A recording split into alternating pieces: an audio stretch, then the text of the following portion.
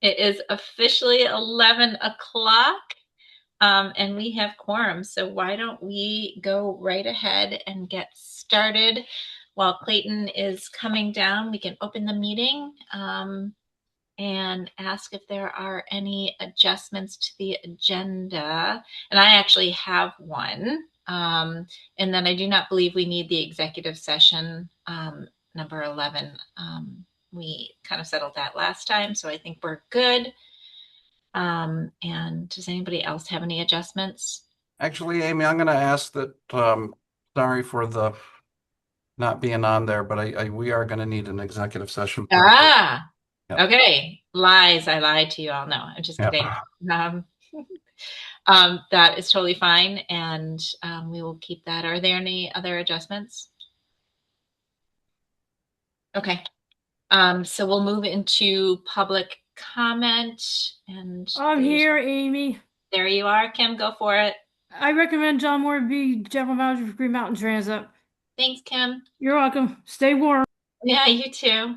Any other members of the public present wanting to make a comment?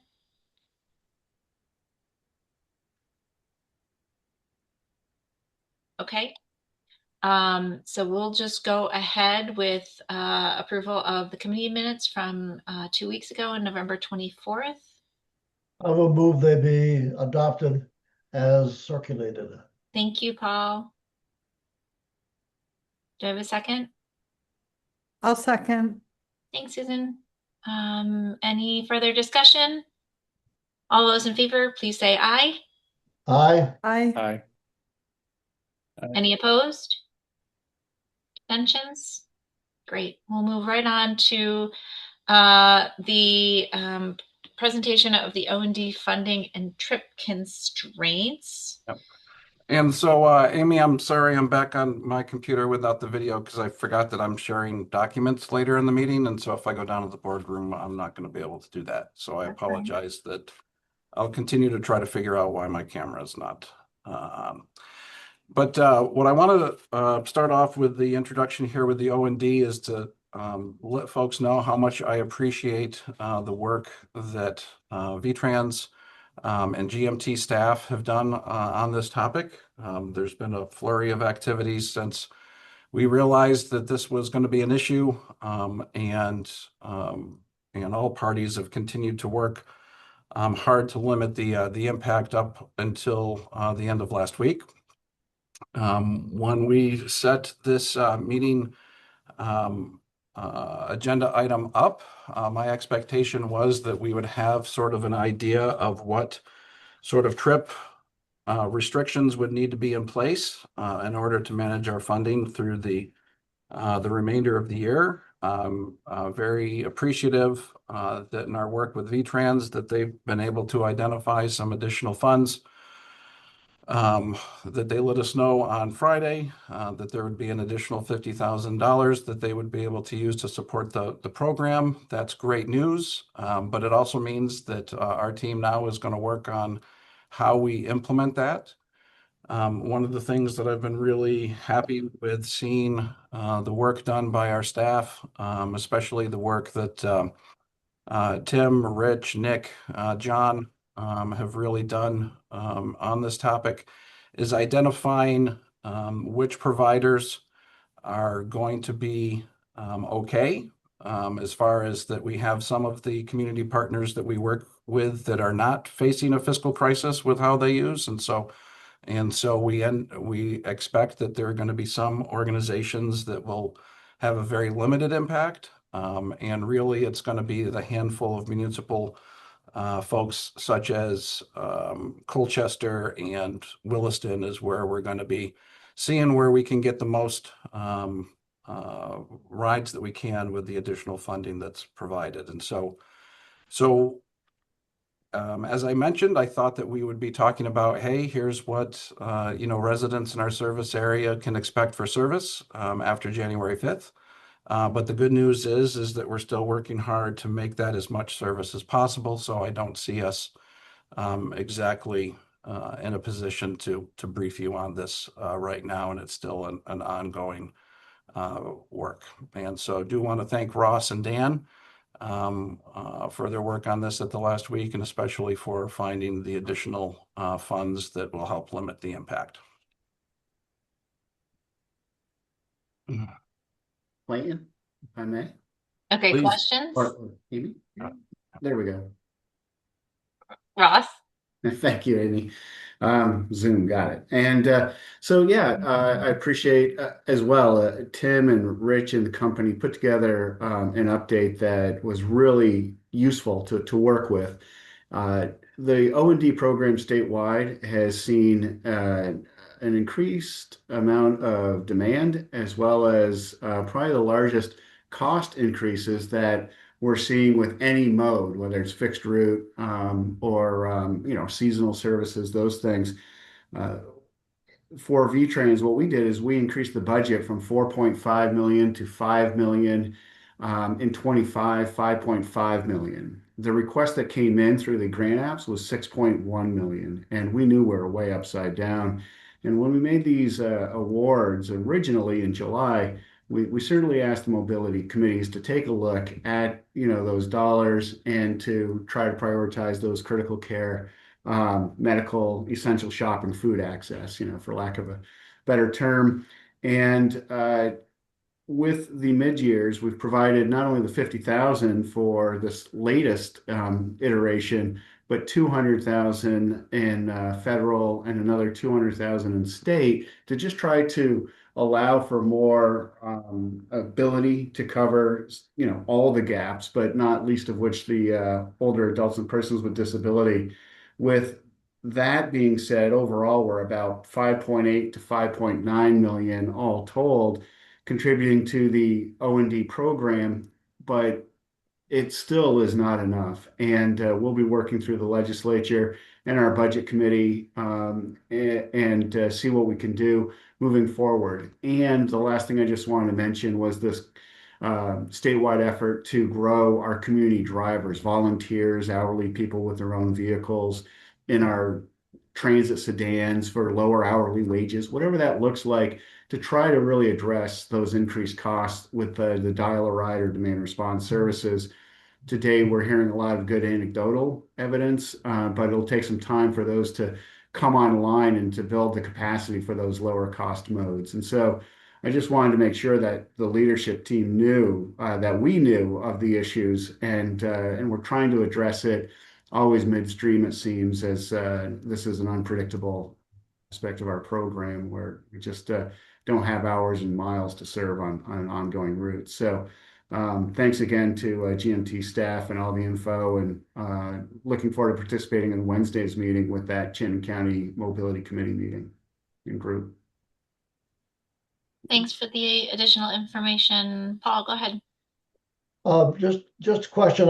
Do I assume correctly this is a matter of just numbers of people that are qualified, but everybody that's riding is qualified?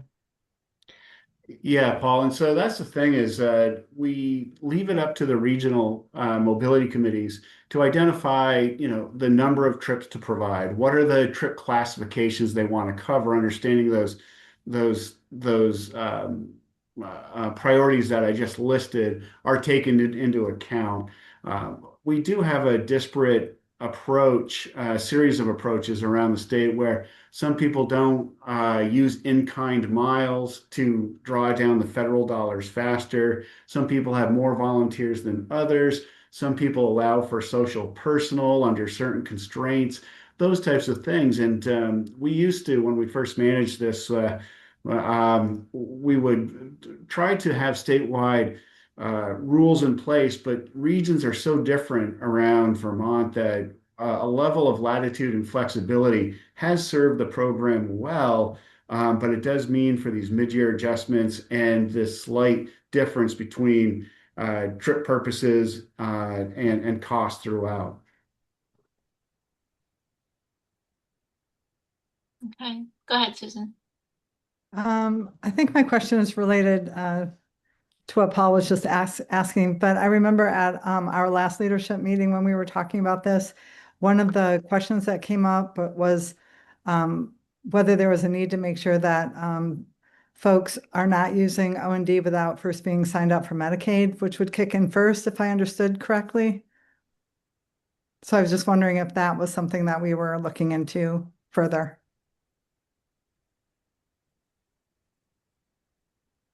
For us, we certainly expect Medicaid to be the primary driver of demand response capacity and services, because that's an entitlement. It's a larger component of our demand response program.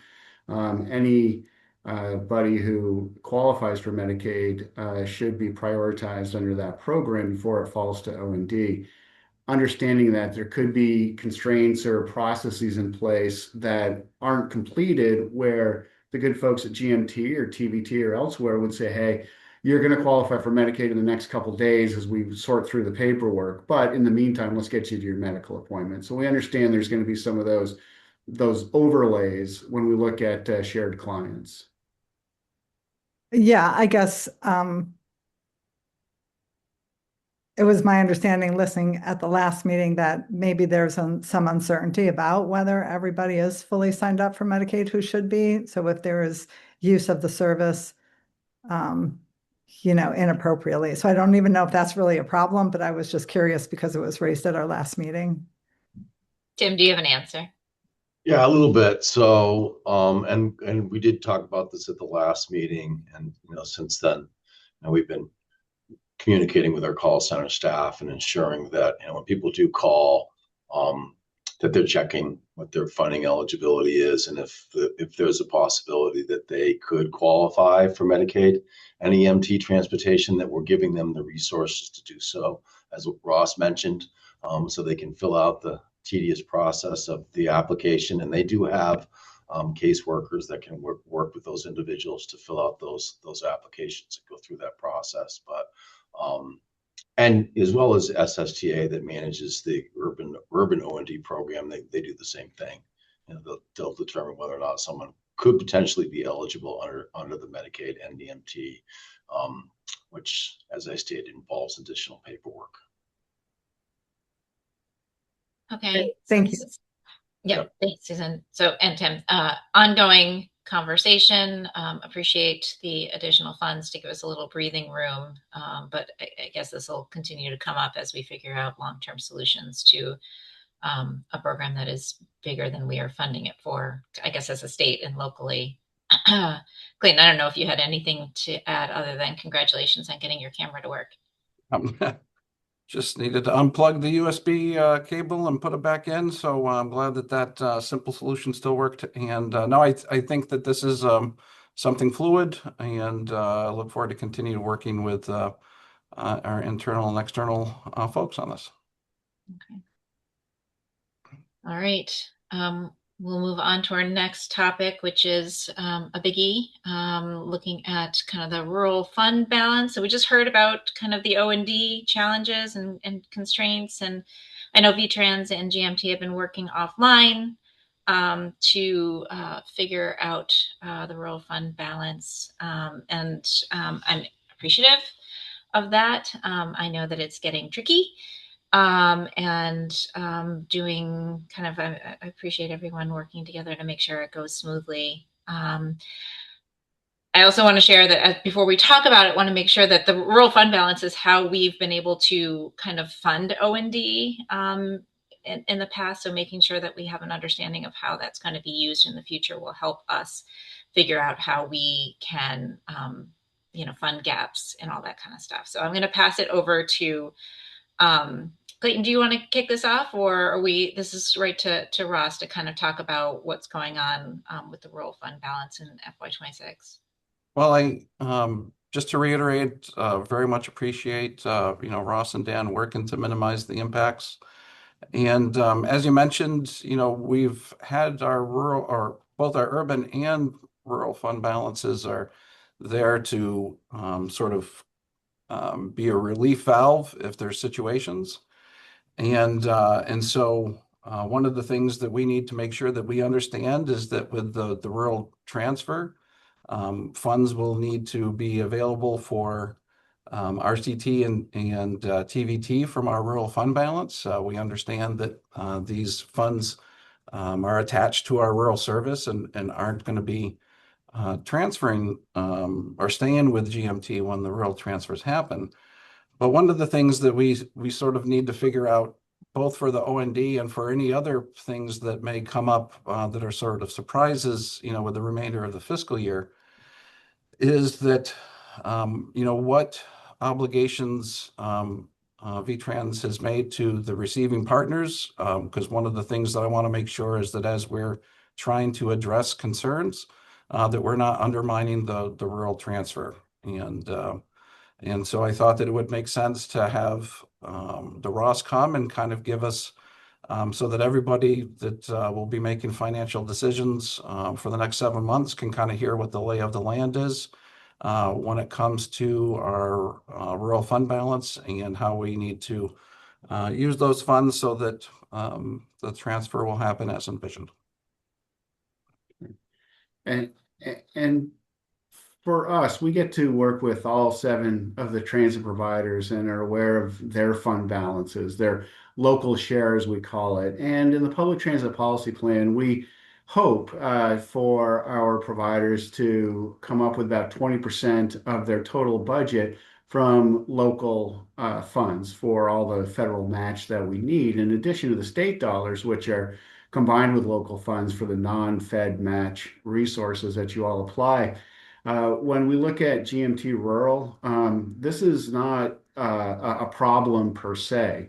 What it is a risk because of all the dynamics. We just wanted to ensure and to provide some assurance to TVT and RCT when we were talking about the rural transfer, that when that took place, there would be some non-federal match that goes with those asset transfers, so that they would have a few years to extend their outreach and expand what they already do, which is work with their towns to generate up to 20%. And for years and years, GMT Rural's been 15, 16, 19%. It's really close. As a result, we just did a back of the napkin estimation last year when we looked at the funds received, 600,000 roughly, from all of your local partners. And when we did the calculations based on the initial award, we said, well, based on O&D and other unknowns and 5% cost trip increases, if we could end the fiscal year with $2.3, $2.4 million, something like that, that would allow RCT and TVT to really have 2.5, 3 years each of local fund balance, not including the annual revenue they're going to be getting anyway. And we thought that's a really healthy place to be. But it was really just a plan. And everyone knows that, budgets are just plans. And so for us, we were just wanting to assuage the concern that there won't be anything in the coffers with the transfers. And we're in pretty good shape based on the $400,000 provided. Plus this extra 50,000 with Nick's response, we're still hoping 2.5, 2.3, 2.2, whatever that looks like. We want to sustain existing services as best we can and give RCT and TVT every benefit that we can to proceed with doing no harm to their other local dollars that they have in their bank that they've spent years and years, managing. And that's really where we are. And so if we were looking at 600,000 total at the end of the fiscal year, it'd be much, much different. But with the dollars that we're talking about, we are comfortable with those levels of moving to RCT and TVT. And it was very nice to see that both of those entities have worked with Steve Fauble and Dan to arrive at a percentage split between Franklin, Grand Isle, and Washington. And so that's no small measure of calculations and nuance to consider. And it seemed right too when I saw that. And so full steam ahead. And as we ask all of our providers, anything we can do to protect those local funds, draw down the state first so that we're not paying state dollars back at the end of the year as if we've obligated funds and they go unspent, we're going to ask for that check back. You don't have that risk with other local funds. And so that's where we are, and happy to answer any questions. But a good place, absolutely. Questions? Paul? Ross, I appreciate the situation that we're in. And I'm just curious, this, you've made, I think, promises for the fund balance to go to the two organizations. Does that mean that during the next 7 months that we're not able to use those funds if necessary for issues that come up, projects that come up? And so it leaves us in a bit of a hole. Yeah, it's a great question, Paul. And I can see you've been doing this for a while, but it's true that what we wanted, rather than making a commitment to a dollar amount, what we tried to do is make a commitment to that dynamic of the transfer process. And so, what about the vehicles and the union contract? And one of those line items is rural fund balance, and where's that going to go? What I would only ask of GMT over the next 7 months is to work with RCT and TVT to ensure that they are aware and supportive and part of those discussions so that they know the impacts of the fund balance, the services that are continuing into those rural areas that they'll be responsible for in June, July. And so we're not asking for a hard, fast 2.3, 2.4. What we're asking for is all due diligence to maintain those dollars as best we can, and that RCT and TVT are part of discussions on the draws between now and the transfer when that takes place. Ross, I think that you have been thinking about this a lot more than some of the folks on the committee. So I just want to make sure that folks understand, because I was, taking notes, and there's a lot of different figures that were thrown around. So I just want to make sure everybody has a sense of what's happening, and wanted to make sure folks had a chance to ask any clarifying.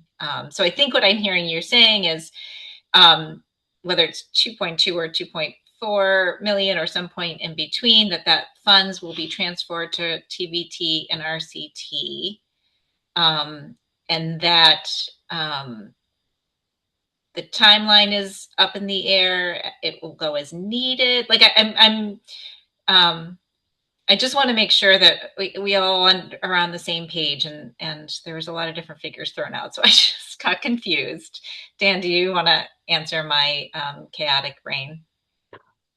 I do want to add a layer to your chaotic brain for a second, in that I because don't recommend it. no worries. I'll try not to complicate it much.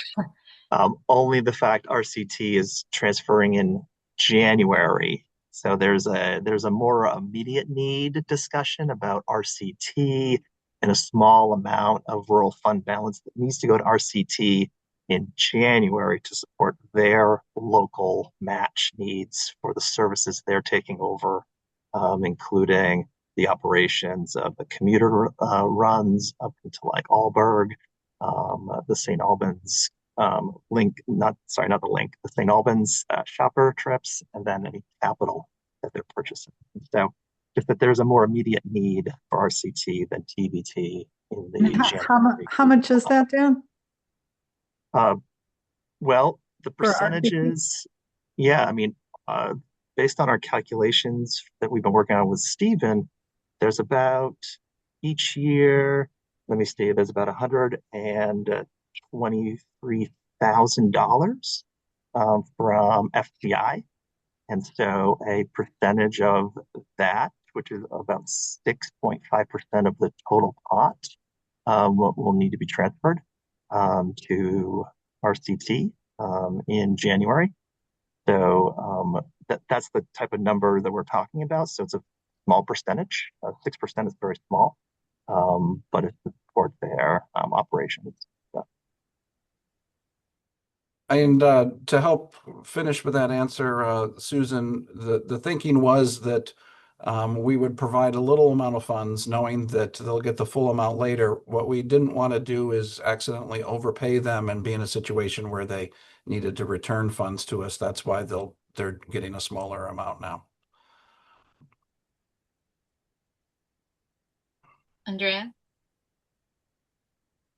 Yeah, so I just want to make sure I'm clear here. So is the idea that we transfer this small, this proportion of our rural fund balance in January to make sure, everything pencils out there. And then at the time of the sort of end of our rural service, anything that's on that side of our operations, any fund balance, that's the point where all of that gets transferred out, whatever remains. Yep. And I believe Okay. that we would do that transfer after the funds had been audited to make sure that an outside party had looked and it makes sense. Okay. Thanks. And so I guess my sort of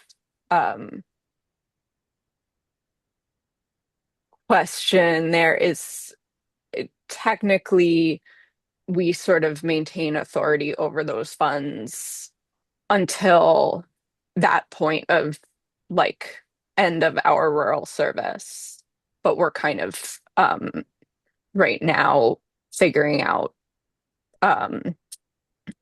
we're kind of discussing like, so I guess, sorry, I'm not phrasing this well. Technically, the authority remains with us until that point to decide how to use those funds. But obviously, there are lots of other players in there, but we are the ones who have authority over that money until the point of transfer.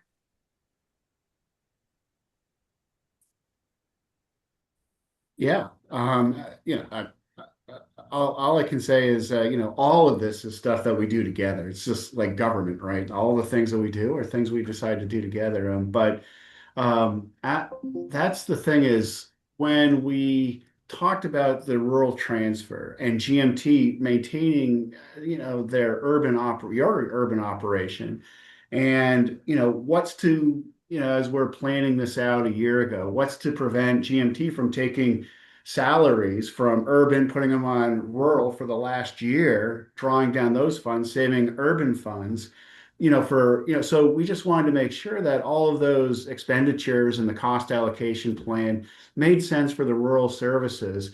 Not assuming that there was going to be any issues, but just assuring that everyone's watching those dollars to make sure that we can move forward when we're getting everybody's approvals in May, June, July of this year for the rural transfer. This was a big line item, which is, are we going to be able to afford the local non-federal match? And it looks as though that concern has been assuaged. We're in good shape, and that's the thing. You have the authority, but you also have the oversight, and you have the partners that we would just want to make sure that we're all aware of the plans with those dollars. Go ahead, Paul. Yeah, maybe this is just a clarification for the obvious, but when you look at the funds that are in the rural budget, they're made up of pass through from feds to state to GMT, and then all the local money from Sugarbush, Sugarbush and Stowe in the municipalities. So there's a lot of different sources of funding that come into that. But is it safe to say that those funds have got to be used for the rural operation? Otherwise, we can't take state funds that are designated for Berlin and decide that we're going to use them in the urban area. So to some extent, all the money we're talking about has been designated for rural operations, whether it's the operations that GMT oversees or whether it's going to be the new RCT TVT.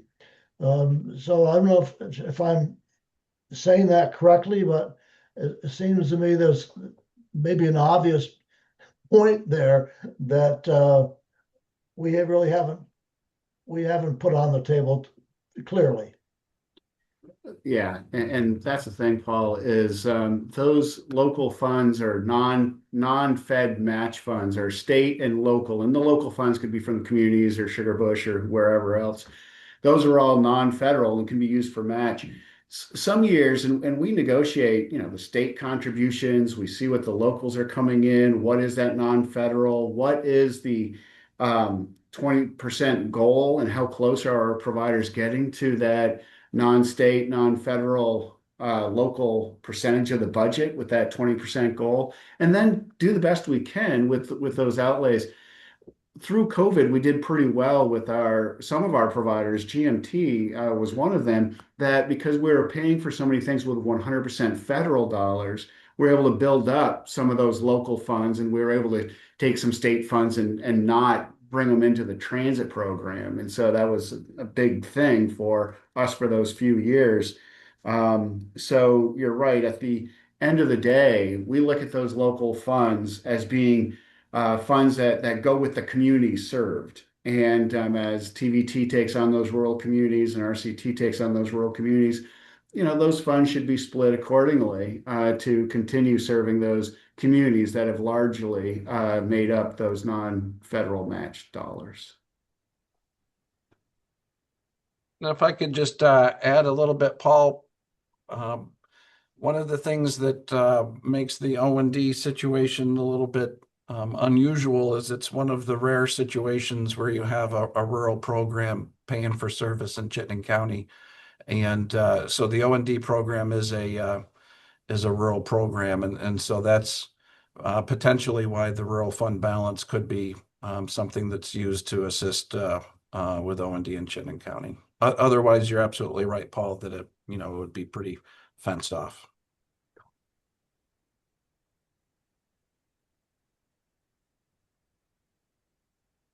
So Clayton, do you have the information you need in order to evaluate the O&D issue with respect to the rural fund balance?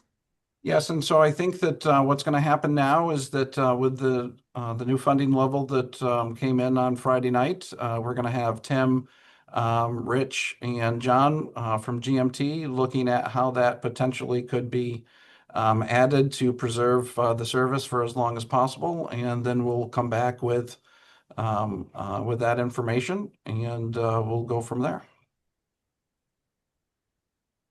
Okay. All right. I expect we'll be talking about these two issues repeatedly over the next few months. Right? Yeah. Yeah. All right. Well, I appreciate that we get to kind of work together with RCT and TVT to transfer as needed and have those negotiations. Okay. Last words? Nope. Okay. Thinking about the future, right? So now we get to talk a little bit about our committee board structure. Things are about to change for GMT board pretty drastically, starting in January and then again in July. And we've kind of had a pause on our committee structure this past several months as we have been up to our knees in intensely immediate decision making. But Clayton came up with some pretty interesting ideas for what a committee structure might be like going forward, as well as kind of the role of the committee, as well as membership. So let's see if we can kind of start talking through that. And this is just a good place to start. Absolutely. And so what I'm going to do now is just walk us through the committees, very high level. And because as we just heard, this is going to be the start of the discussion, not asking anyone to make any decisions at all today. And so not shockingly, hey, we're starting off with leadership, the committee that we're having here. One of the things that we'll have to do, as mentioned, is keep our committees to 4 or fewer commissioners, because with 9 commissioners, we'll have a quorum of the full board anytime there's more than 5. So one of the things that we were looking at doing is, sorry to Bob and to Austin, is having the past chair and the sort of member at large come off of this. One of the things that we would do that would be new to this committee would be serving as a traditional nominating committee, so that they would look to find new commissioners for municipal members, as well as recommending the officers. And anytime we would have a non-commissioner invited to the board, it would go to the sort of the way a nominating committee would make recommendations to a full board. The leadership would make recommendations to the full board of commissioners. Looking down to the finance committee, really it would operate very similarly, although we're going to recommend expanding the role in long-term management of capital funds, just boost that up there a little bit, and also to expand the role when it comes to considering potential new revenue sources. So do some of the work that a development committee may traditionally do. Looking at membership and knowing that we need to keep it again to 4 commissioners or less, the treasurer would continue to serve there. My recommendation, which I know may not always be able to be achieved just because of life circumstances, and would be to have the vice chair serve on this committee so that they arrive to the commissionership with a basic understanding of our financials. If we were going to have non-commissioners and people not affiliated with GMT, either as a staff member or board member, I think that this would be a great place to have that. I can tell you that in previous boards that I've been on, these folks have been extremely critical when it comes time to recruit finance members, because they have a sort of a pulse on the community, and they also are helpful in a pinch to help fill in when there's uncertainty in the finance department. Looking at service committee, this really would be a conglomeration of the previous operations, strategic, and performance committees. It's going to be a big committee. It would meet 2 hours a month, and it would go over all of these things that we see as interconnected and needing to be considered with the other items. Here, what you're going to see is a recommendation that this be a committee that's split with board and members and staff members, and I'm going to recommend a co-chair. For governance, this will operate very similar to the past governance committee. I think that did a great job before, and what I would recommend here is that the general manager and the secretary be co-chairs to get through governance work.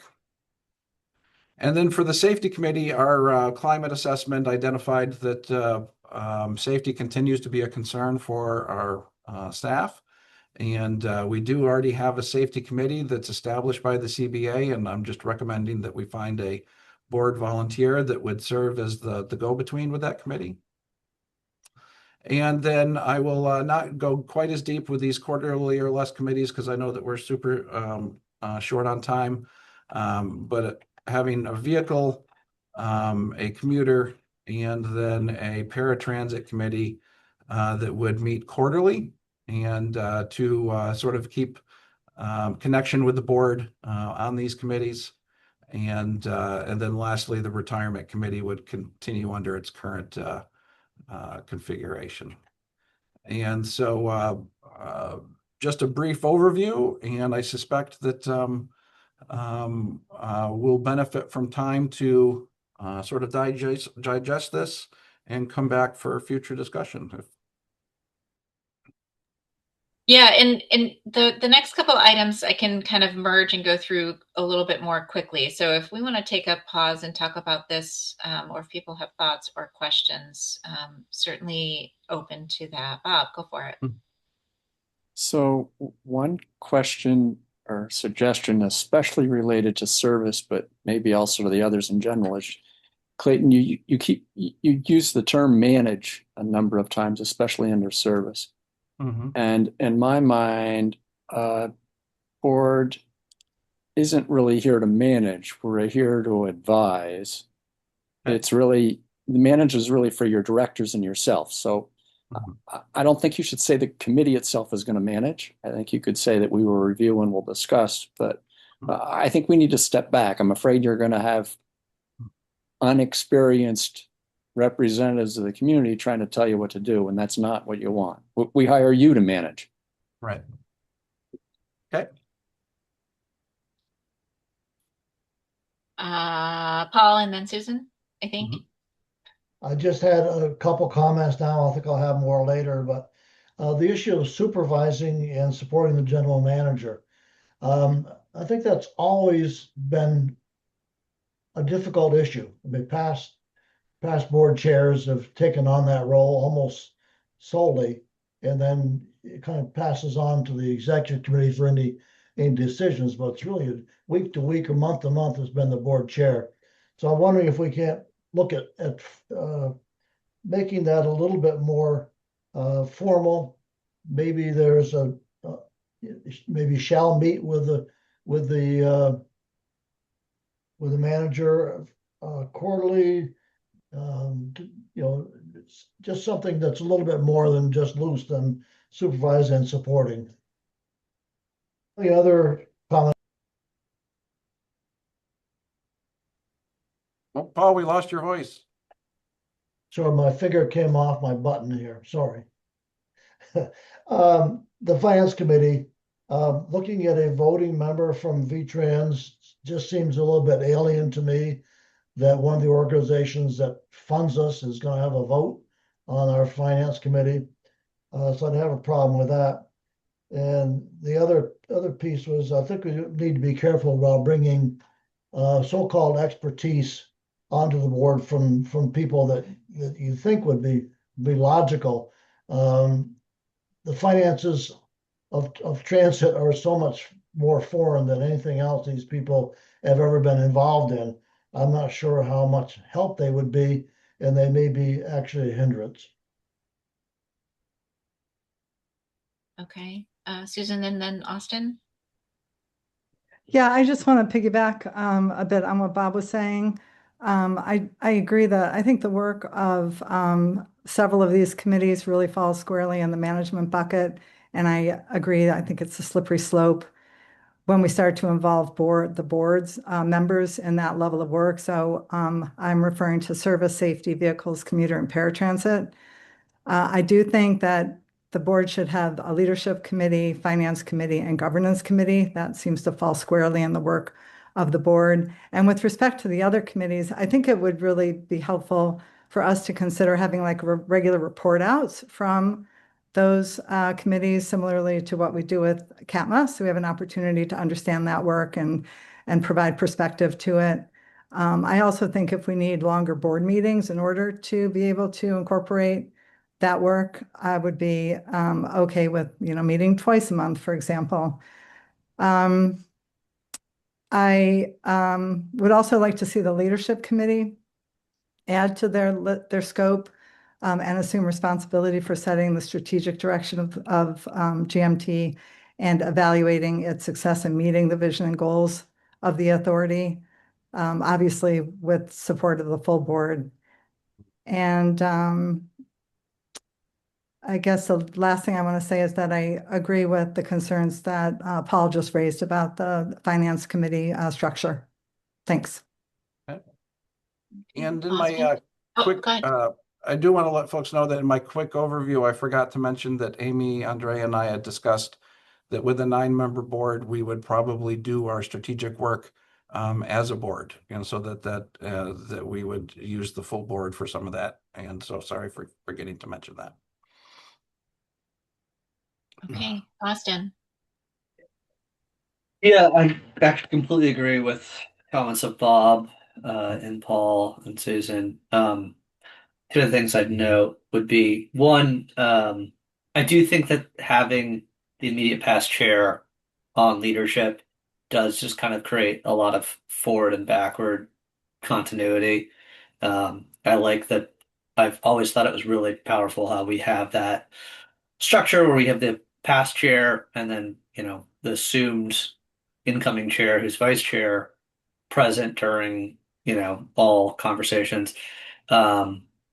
The other thing is, I mean, again, I agree with the comments that came before me on just kind of the level of management and outsider perspective. I do also think we should have this in the context of a conversation around a nonprofit board.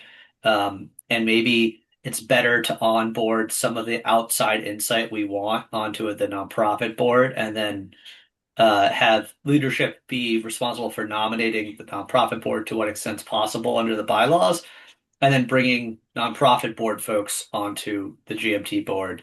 I just would like to see like that used as some level of continuity and succession planning. And also just we always thought of that as a way to get outside perspective that we couldn't get under our charter. So merging the two operations to some extent could be helpful that way. It doesn't mean we can't get the same people you were kind of imagining. I just think that they should be in some kind of other GMT framework too. Roger that. Go ahead, Bob. One other quick one. I guess in light of what Austin just said, I'm not sure it's a problem that you actually have a quorum at the leadership committee. Board quorum, I don't know. Anyway, think about it. It could actually be a board meeting with leadership only focus. I think maybe what we want to do is have Ed Adrian come and talk about his concerns about us having committees with full board quorums. Okay. Austin, is your hand still up or back up? Still up. Gotcha. Legacy again. Yeah, that's okay. I appreciate all these thoughts and comments. It's really nice to be able to kind of think through what will serve us best and what configurations will work. And it's kind of nice having us all talk through this. Ilona, I just saw your hand move around. Yeah, okay, go. Sorry, I'm trying to remember which button to press to raise That's my okay. hand. Sorry. I think it might be easier to understand this if you call the quarterly committees liaisons, if that's the role you want them to serve, because they're not really an advisory. I mean, they are advisory, but I think it's more so that the board has an understanding. I'm curious as to why the retirement committee as set up by the board in the past does have a commissioner on the retirement committee, but it seems like you're very satisfied with it not having a commissioner. So that you might want to explain that. And then my last comment is I think that what used to be the performance and operations kind of got merged into one mega committee around planning. And I feel like that is a lot for one committee to do. And I also feel like certain parts of that, like getting more people on the bus, yeah, sorry. I'm excited to have this whole discussion with the board, so thanks. Okay. I don't know if we're going to answer the question about retirement committee today, but question noted. And then Paul has the last comment, and then we kind of need to move forward. This is in regard to the retirement committee. Oh, good. Okay. The treasurer is in fact a member of that committee, the treasurer or his or her designee. And I designated Nick. Well, actually, Austin comes to the meetings. I think you designate Austin. You designate me as the chair, but Austin does come to the meetings. I stand Yeah, I correct. think we had to have a designated board member attend Okay. that. And I think there is conversation about whether that should really be a full-fledged public committee. But got enough issues to deal with. So. Okay. So feedback, especially about making sure that board is advising and not managing, that there is the appropriate scope per committee. And I'll just add that we have some pretty great alternates who are excited to be a part of committees. And it gives us a little bit more depth of individuals who can participate as well as the caution, by the way, about outside expertise and making sure that if we're seeking out that the person's expertise matches the skills and the knowledge we're looking for, I think is a very, very basic summary of what we just shared. Clayton, you want to add anything? I think that this is just a great first discussion. I don't disagree with any of the concerns that were raised, and we'll continue to to tweak this as we as we move forward. One of the things that I'm trying to find the right line is that I've been working to establish sort of working groups that cross departments internally. And what I don't want is sort of a parallel structure at the board and then at the staff. And so this was my attempt at sort of integrating the two, but we could certainly make them less integrated. If I could just say one last thing, I think it's really important for us to understand why the presence of a board member is critical to the functioning of these committees. So I just would hope that we would think that through. Like, I don't know how a person, a board member sitting on the retirement committee, for example, is a critical role for them to be performing, as opposed to some other way of doing whatever it is that the board needs to do to oversee and just make sure that GMT is doing everything that it says it wants to do.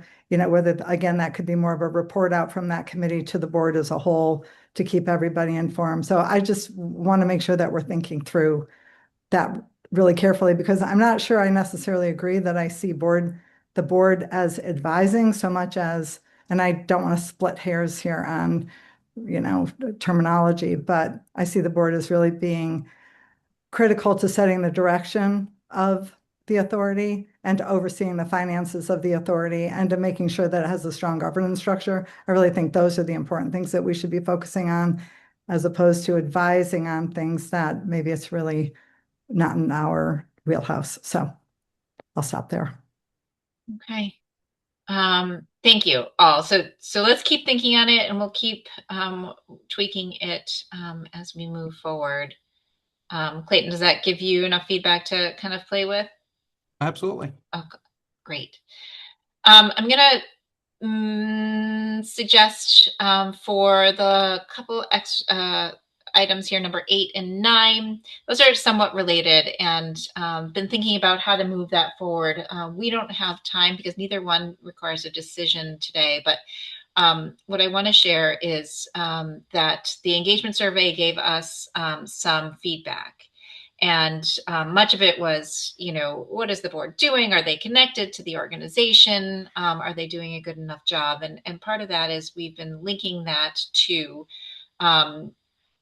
looking through our or establishing our values and using those to then develop mission and our strategy, both big vision strategy and then moving forward to a more detailed, which we wouldn't necessarily do, but the organization would do, is a work plan for implementing that strategy. And so I did sit down with Susan, who's got a fabulous brain, and kind of sit through what that might look like, and thinking through how do we establish, who are we serving? What are our priorities? What are our town priorities? And then really getting a sense of what the organization, the municipalities, and board members see so that we can start to compile that. So in the next weeks, theoretically, I'm going to try to work with Clayton and Andrea and anybody else to kind of figure out what that process might be. And I don't have that yet, but that's kind of where we're going. And so those are those 2 items, of which I have no details to flesh out, but they will be on the leadership agenda going forward, and we'll be moving forward. I hope, I promise to try. Any other thoughts or questions on that? Okay. I want to move to item number 10, which is the draft rural memo, and we're going to run a little bit over, maybe hopefully about 10 minutes. I'm hoping folks can give us a little extra time at the end. But go ahead, Clayton, for the draft rural memo. Yep. And I apologize for listing this as a discussion because it should have been as an action for you all to then make a recommendation to the full board. And so since we didn't list that as an action item, we're not going to be able to do that. But just with that in mind, is there any concerns with the draft rural memo that I shared? It was amended based on feedback that we received from TVT RCT, and I think that it does accurately reflect the positive work that has happened to date, and just want to make sure that people are comfortable with that before we bring it to the full board next week. And just as a review, it started out being here's are the concerns that we want to make sure rural providers are tackling. And then as those things started to getting tackled, we revised the memo to say we're so appreciative and thanks for thinking about this, and things are going smoothly. And these are kind of the things we all agreed are expectations. Yes, exactly. Paul. I guess I'm mistaken, but I thought that the last time we reviewed this, we decided it wasn't necessary. I think we merged that to not necessary, but then I think we rethought it at the very end and said it would be a nice confirmation of the work that we're doing together. Just a formal thing that says this is going really well and we appreciate it. I think that's my recollection. And I don't think that, nobody's holding their breath for this. In some ways, it is helpful for me when I go into Senate Transportation is having a committee hearing on the 18th, and I can, provide them this letter so that they can see, hey, things are going great. But really, it doesn't have a huge, purpose beyond, letting folks know that things are going well.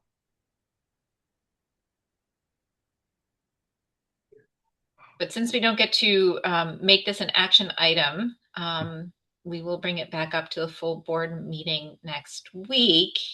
And it sounds as though, if there's no major objections to doing that, that's what we'll go ahead and do. Seeing none, hearing none, I'm going to take that for comfort with this and we'll move forward. Does that sound reasonable, Clayton? That sounds great. Okay.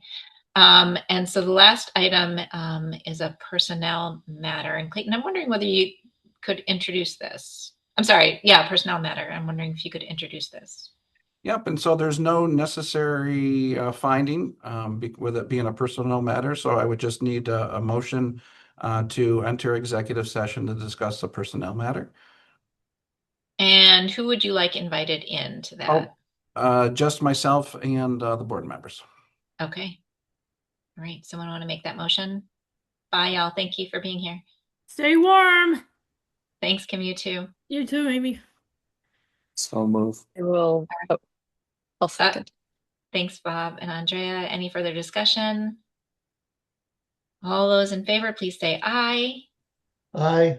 Aye. Aye. So we will go ahead and move into executive session. Finish the meeting. We are exiting executive session at 12:32. Motion by Austin, seconded by Andrea. And Bob just made a motion to adjourn. Motion to I'll adjourn. second. In a second, all those in favor, please say aye. Aye. Aye. Right. I should have said we exited executive session with no action taken, and we are adjourned at 12:32. Thank you all. Talk to you soon. Thank you, Amy.